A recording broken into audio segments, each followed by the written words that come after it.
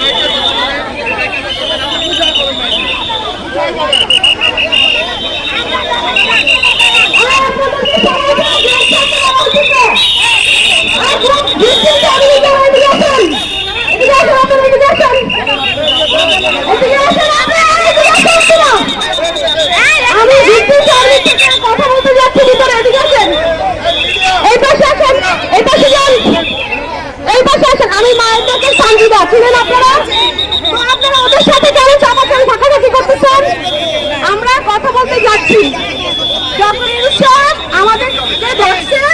আমরা আপনাদের সবার কথা আমাদের থেকে শুনি, আমাদের দাবিটা দিব। আমাদের যে মানুষগুলো আপনারা যে তালিকা দিচ্ছেন গতকালকে, সেগুলো আমরা নিয়েছি। আমরা সব আইনগর যত যুব ব্যক্তিবর্গ আছে সবাইকে যেন বের করে দেওয়া হয় সেই আবেদনটাই দিছি। তারপরে ওনারা আবার এখন আমাদের সাথে মিটিং করবে। আপনারা অহেতুক কেন করতেছেন? আপনারা তো জানেন, আপনারা বুঝতেছেন না। দুই একজন মানুষ আপনাদেরকে বিভ্রান্ত করতেছে, আপনাদেরকে এগুলো একটা বিশৃঙ্খলা তৈরি করতেছে আপনাদের মধ্যে। আপনারা বুঝতে পারতেছেন না?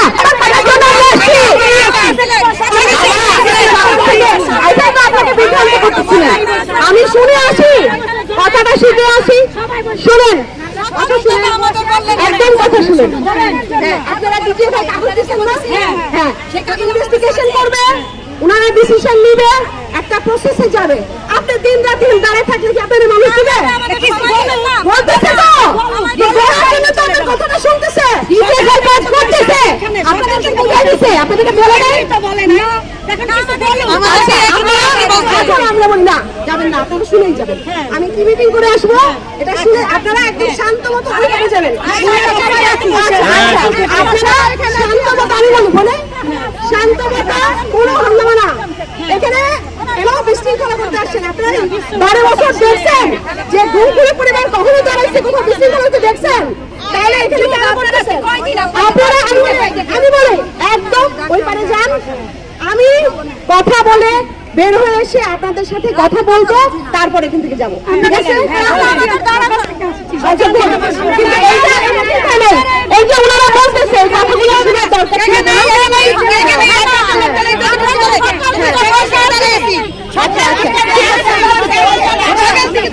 আচ্ছা,